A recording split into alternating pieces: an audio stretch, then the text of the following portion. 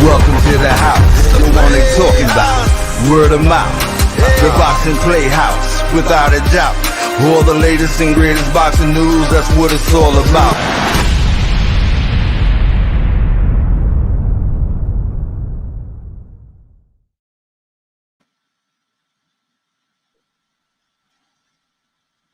What's up? This is Sakura A, and I'm with Danny Santiago, Florida Boxing Hall of Famer and trainer, straight from Colombia tonight. We're going to wish you a really, really, really happy night, Danny. I know that you're missing your dog right now. I'm sorry, so sorry Tina. for you, man. Yeah, they say all dogs go to heaven, so I know she's there. Yes, but I know that's like a family member to you. So we're going to keep it real light and simple tonight. We're just going to do maybe like 3 or 4 hot topics. And, you know, we can just move along kind of fairly quickly, unless you have something really important to tell us about some of these subjects. Well, I'd like to first and foremost say in Spanish, bienvenido a Boxing PlayHouse Latinoamérica con Sakura Armstrong y Danny Santiago. Esta semana la tema va a ser un poco cortita. Vamos a hablar de las cositas que ha pasado esta semana en el mundo del boxeo. Cosas como las peleas que están hablando, de Tyson Fury, de Valdez, de muchas cosas que están pasando, y Sakura va a empezar con el tema lo que le toca esta semana. Hoy no vamos a tener una entrevista, solamente hablando de boxeo, del mundo del boxeo. Sakura, it's all yours. I just let them know what the subject is going to be this week, hot topics, and you're going to set it off. All right. So, I mean, the first topic is going to be something that a lot of people are talking about today. The news just came out today that the WBC had kicked a few people off their rankings list because they refused to be in the VADA program. The WBC, as you know, has a clean boxing agreement that, you know, the fellas are supposed to join when they're on their rankings. It's a couple of names we know that's on this list. Let's go ahead and start with Conor Ben. We got Mario Barrios that's about to fight Keith Thurman. We got Mauricio Lara, Lee McGregor, and Chris Billum-Smith. And they've all been removed, at least temporarily this month, from the rankings because of the VADA clean boxing program that WBC has them, you know, register for. So they still have the opportunity to be reinstated. I'm just going to put that disclaimer out there. Surprise, not surprised, Danny? No, but let me just, can I translate everything you say? I'm going to translate in Spanish, okay? All right. Ok, vamos a hablar del tema de la CMB. Mauricio Sulaiman implementó una prueba, como decir que si tú vas a estar rankeado en los primeros 20 boxeadores del mundo de la CMB, obligadamente tú tienes que estar de acuerdo para coger pruebas de esteroide, de cosas que te da un ventaje supuestamente en el mundo del deporte, cosas así. Y quitó a varios boxeadores, como el boxeador Varios, que iba a pelear con Keith Thurman y muchacho Colin y todas esas cosas, y lo quitaron porque no querían estar de acuerdo en lo que hizo él por las pruebas de la CMB. Y ella me preguntó si yo estoy sorprendido. Para decirte la verdad, no, porque lo que pasa es que yo no fui una gran cosa en el mundo boxeo. Yo traté lo mejor que podía hacer con las bendiciones que me dio Dios. Yo hice todo legal. A que un boxeador que yo peleé con él salió con esteroides la pelea ante mía. Supuestamente peleamos y después la próxima pelea salió con doping. Y tú me dices a mí que no hizo eso quizás por la pelea de nosotros. Son cositas, yo creo que se debe hacer por todos los cinturones en el mundo del boxeo, porque yo tengo 2 manos, 2 pies y un corazón, y debe darle yo debo pelear con uno que tiene el mismo ventaje que tengo yo. No debe tener esteroide ni nada de esas cosas para darle un ventaje para ganar una pelea, que para mí eso no es cierto, eso no debe ser así. I said everything you just said, Sakura, and I said to them, your answer was that, I'm not surprised. I don't know these individuals. I do like Keith Thurman. I was fortunate to work out of the same gym he worked out with Dan Birmingham.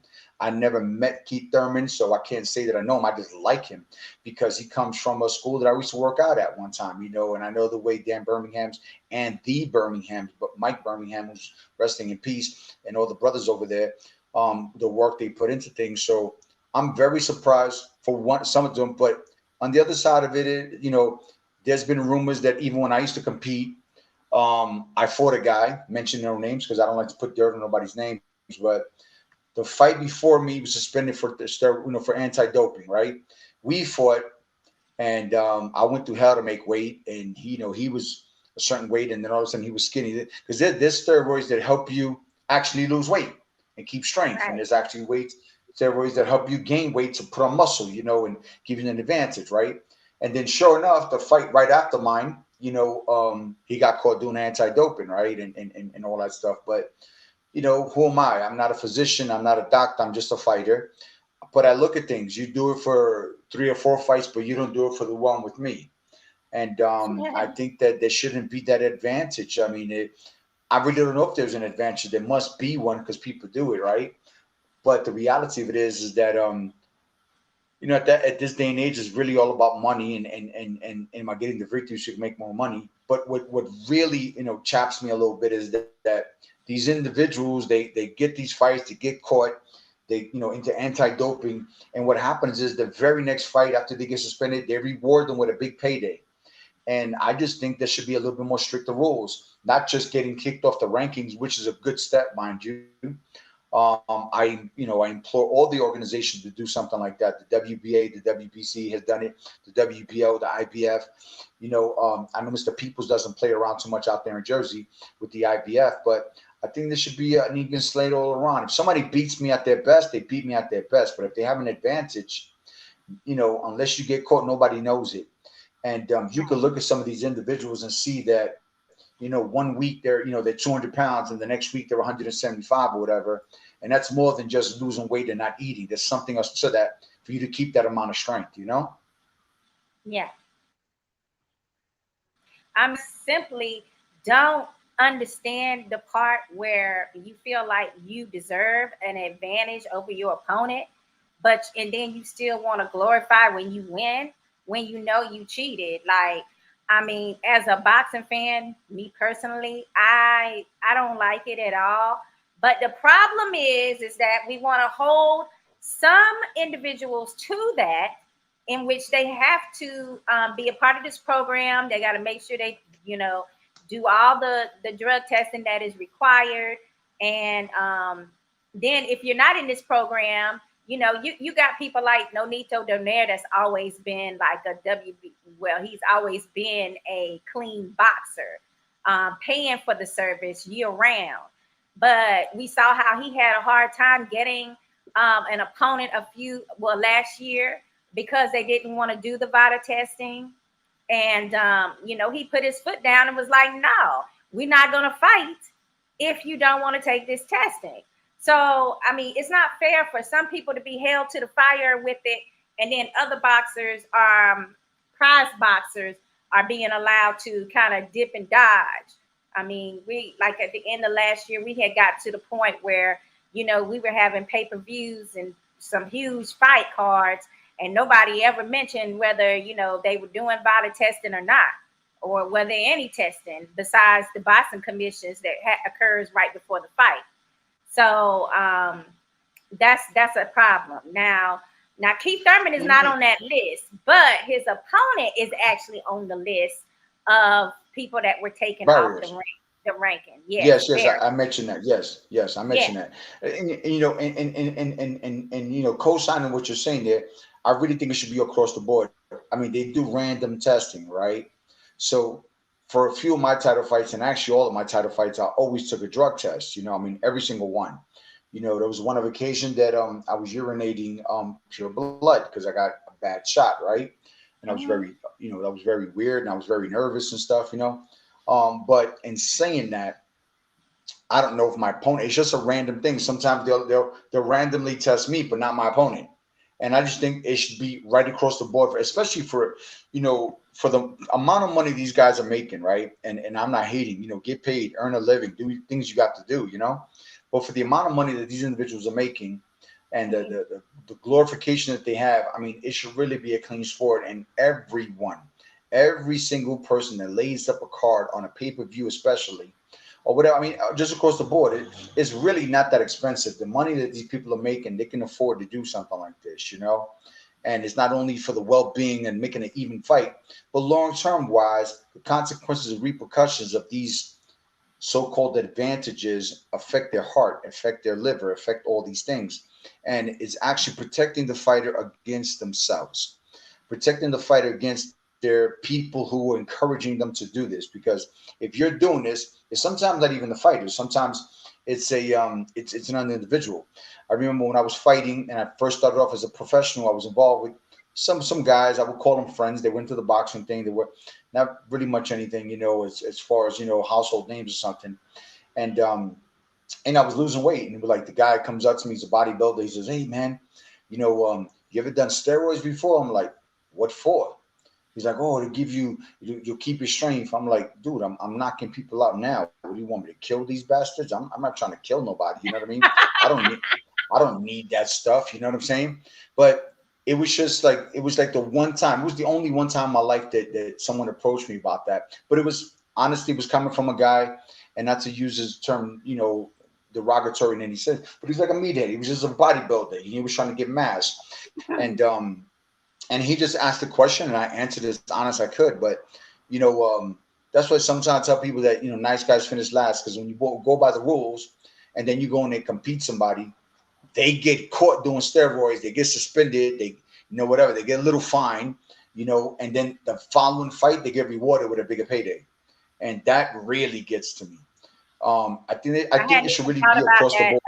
aspect, Danny.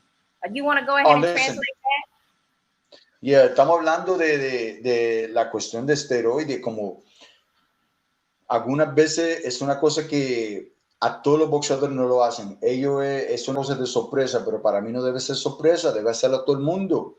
Y es más, con la cantidad de dinero que están ganando en estos días, y los cinturones, y la publicidad, y las televisiones, todas esas cosas, ellos deben hacerlo a todos los boxeadores en las grandes ligas, más que está rankeado en los primeros 20, seguramente debe hacerlo, sea por un campeonato o por un título en televisión mire, algunas veces tú tienes que proteger a los boxeadores contra ellos mismos o con los profesores, los manejadores que le están tratando a convencerlo a ellos que tengan un ventaje afuera de droga y todas esas cosas.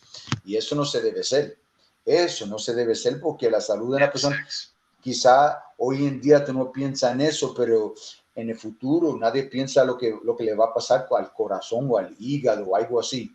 Son cositas que deben a pensar y a limpiarle el negocio. Mira, la CMB están haciendo eso. Yo le quito mi gorra y le saludo y le aplaudo para hacer una cosa así, porque los esteroides no tienen nada que ver, no debe tener nada que ver con los deportes, menos más boxeo. Okay, we're going to go ahead and move on to our next topic. Speaking of failed beta testing, we have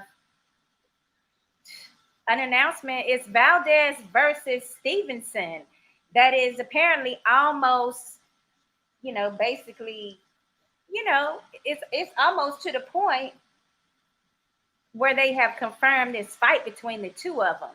Shakur, as you know, is definitely a player. He just had his fight at the end of last year against Herring, in which he thoroughly impressed everyone by fighting on the inside, being able to force the action, and showing that he ended up being the bigger guy in that fight. So now we have Valdez, who's gonna, you know, it's gonna be like a unification bout because he has the WBC belt. Now, the thing of it is that in his last performance, he did test positive for a PED. So, like you said, once again, he was able to still fight in that fight. And then he turned around and he fought. He's about to get paid more for this fight with Stevenson, which is a perfect point of what you were saying, for example. But this fight really is going to be April 30th, and it's going to be looking like it's probably going to be at the MGM Grand. It really is. I mean, you know, I have nothing against these fighters. You know, Shakur Stevenson is a generational fighter.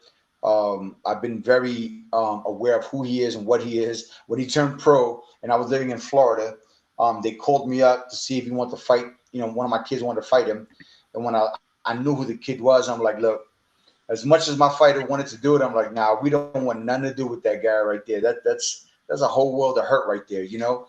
So we didn't want anything to do with him. He's just a generational fighter. He what would I gonna say? He's just, you know, just on another level when it comes to things. Valdez is also a good fighter, but it's a classic case of how a fighter gets, you know, implemented in a steroid use or performance enhancing drugs or whatever, and then the next fight he gets, you know, he's getting paid life-altering money that if he retired the next day, he's fine. I just think that's very unfair. And to the people who are doing it legitimately, and there should be some repercussions for this stuff. And I think that across the board, they should really implement some type of testing. It's not that difficult. It's not that costly. I'm sure they can find somebody to sponsor it. You know what I mean? It's just, you know, people get their company out there, their business out there. Shakur Stevenson is just, like I said, he's a generational fighter, like a Floyd Mayweather or Roy Jones or whoever, you know, and people like him don't come around too often. And when they do, they can just do it all. You don't mind me translating this in Spanish? Right. Shakur? Okay. Yes, Estamos hablando de la pelea del Valdez, ¿no? Que la última pelea que tuvo él, él es campeón de la CMB, le implementado a Valdez de ser esteroide o algo de cosas que te ayuda con los músculos y todas estas cosas así, ¿no? Y ahora, mira, le dan un regalo a pelear con Shakur Stevenson para unir los cinturones en televisión allá en Las Vegas, en el MGM Grand, y es un pecado, para mí es un pecado que el muchacho ganó los logros que llegó él a ser campeón y todas esas cositas así, pero la verdad es que qué pecado, una pelea te cogen haciendo esteroides y la próxima pelea te regalan una pelea de un nivel que se lo merece uno que lo ha hecho limpio y lo ha hecho bien. Quiero saludarle que era mi profesor Luis Camacho. Saludos, no vi lo que tú escribiste ahí, pero un saludo, un abrazo, te quiero mucho. Shakur. Okay, so the next subject, well, first let's go ahead and read some of these comments. We got TP McCain. What's up, TP? He says WBC What's up, TP? Correct. I think he meant to say corrupt, but in this particular instance, I'm on WBC's side 100%. That they're at least trying to do something. Yeah. So am I. And then on top of that, they actually have this program set up, which these other organizations don't necessarily have them, even though the IBF, like you're saying, doesn't really play a lot of games when it comes to PED use. So I'm on WBC's side for this one. At least they're trying to clean up or keep the sport clean. And we got Emil Lombardi Jr. Emil, how you doing? Yes, a Florida Boxing Hall of Famer and ref for the Florida Boxing Commission. He says he's looking. All right. And then we got. Hey, listen, let me tell you this. Can I say something real quick, Emil? Emil did something that I'll never forget. He one day I was in training camp with my coach Camacho, and we were in Orwell, Ohio, you know, and that's like in the middle of Amish country. That's like there's like a Dairy Queen in town and a dollar store, you know, there's like nothing there. And all of a sudden I get a phone call from Emil. We both lived in Ocala, Florida at the time. And He just came by and paid, spend a day with me. I mean, it was just a random thing and something that will always stay with me. He'll always have I mean, he's an awesome referee.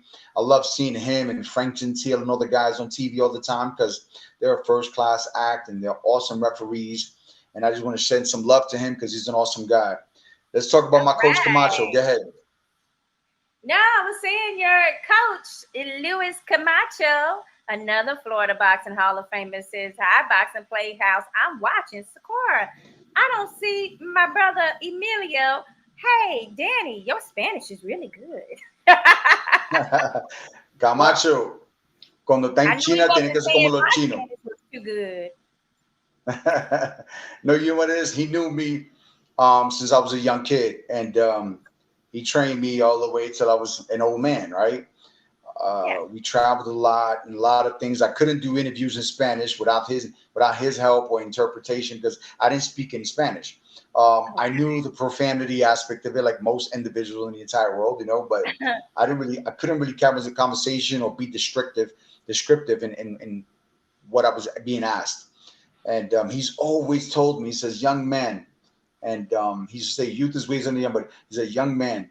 Learn to speak Spanish. You'll open up another part of this world and another aspect of life that'll benefit you. And I just couldn't really, I didn't really grasp it then until I moved to Colombia and I was forced and thrown into the situation where I had to learn. So, but yeah, I read it, write it. You'll be proud of me, Camacho. I finally got it together. Well, I love Camacho. He's my boyfriend, right? He's my boyfriend number 2. So I told Emilio he was just gonna have to deal with it. I ain't getting in the middle of that. But okay, so let's move on to the next subject. We're not gonna stay on here too long, but the next subject I had was we're gonna do predictions. So basically, we're gonna have Gary Russell Jr. versus Mark Maxwell. And what do you think about this matchup? It's going to be on Showtime this weekend on Saturday. Well, I don't really like to predict fights because boxing is the only sport that sometimes you got to really expect the unexpected. Yeah. Two men get in there, one man walks out with the victory. But the reality of it is, somebody can have skill, somebody can have talent, and somebody can have heart and desire. And sometimes Gary Russell, to me, is a very, very talented fighter. Yeah, he is. Just like I said, top of the chain. But if you get a guy who's just hungry and humble and runs a little further, you just don't know. Sometimes that's why boxing is such a beautiful sport, because upsets happen all the time, and my heart is going to go with Russell because I've watched him. I've actually, followed his career quite in depthly, and I want him to win because I like his style. I like what he brings to the table, and to be honest with you, he fights anybody. People are ducking him, so I commend this individual who's going to fight him because not too many people want to fight Gary Russell. Yeah, you're right. There isn't a lot of people that want to fight him. And the hand speed is just, magnificent. On the other hand, Maxwell, I mean, he's known for his power. And I don't know if the only thing that stops power is speed. So I don't know if this is going to be a fight where it's kind of like tailor-made for Gary Russell. But I do feel like if Mark is able to land something, we don't know how Gary's chin is. Now, a lot of people feel like he's not active enough, right? But they fail to realize that, he's always sparring. He has those top level brothers that are all in the same training camp. They always stay busy. They're always,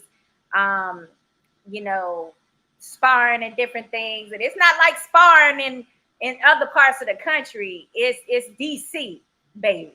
You know, Yeah, they no, believe in sure. sparring and it's going down. You know. Well, his boxing acumen, his intelligence is astronomical. I mean, the guy's intelligent. He knows his gifts and he utilizes them to the best of his ability. It's not his fault that he's not fighting very much because at the end of the day, nobody's signing contracts. So, he's kind of a victim of his own talents, right? Because people are not really, beating down the door to fight him because he's a hard guy to fight against. But my heart goes with Gary on this one. I have to go with him all the way. Okay. Well, I don't know. I'm on the fence about this one. I do feel like Mark does have a chance of, catching Gary with something.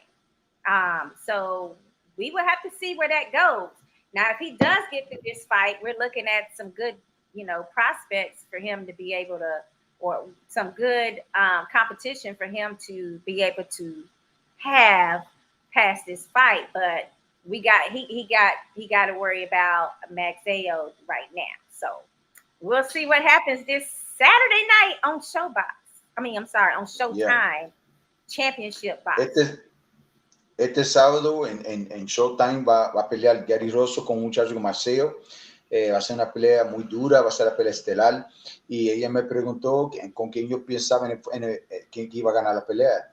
Pero la verdad es que, mire, yo tengo este negocio del año 1989, ¿no?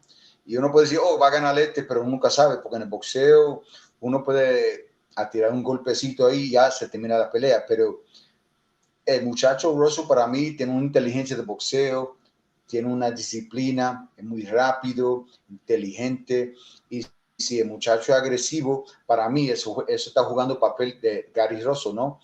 Pero uno nunca sabe. Si me preguntan en este momento, yo voy con Rosso, pero va a ser una pelea buena.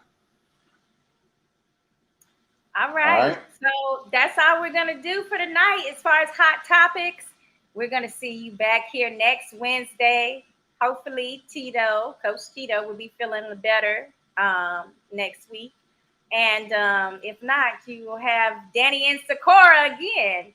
I mean, which it wasn't that bad, right, Danny? I mean, you liked it, right? I love it. It's awesome. We're a good team. I'm not going to say that I don't miss Tito. Tito, te extrañamos.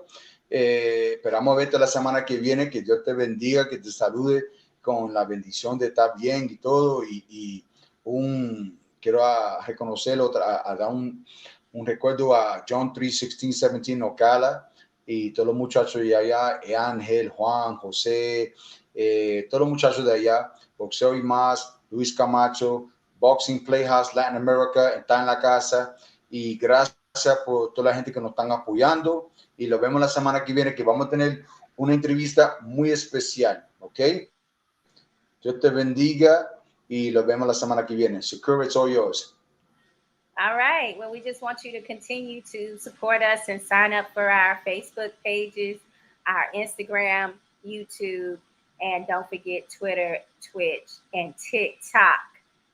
Till next week, we'll see you again. Tomorrow night, I'll be on the After Dark series, and we're going to be talking to Nashville's very own Ty Tomlin, baby. So make sure you're here with us at 8 p.m. Thanks, Danny. Bye, Sakura. Welcome to the house, the one they talking about.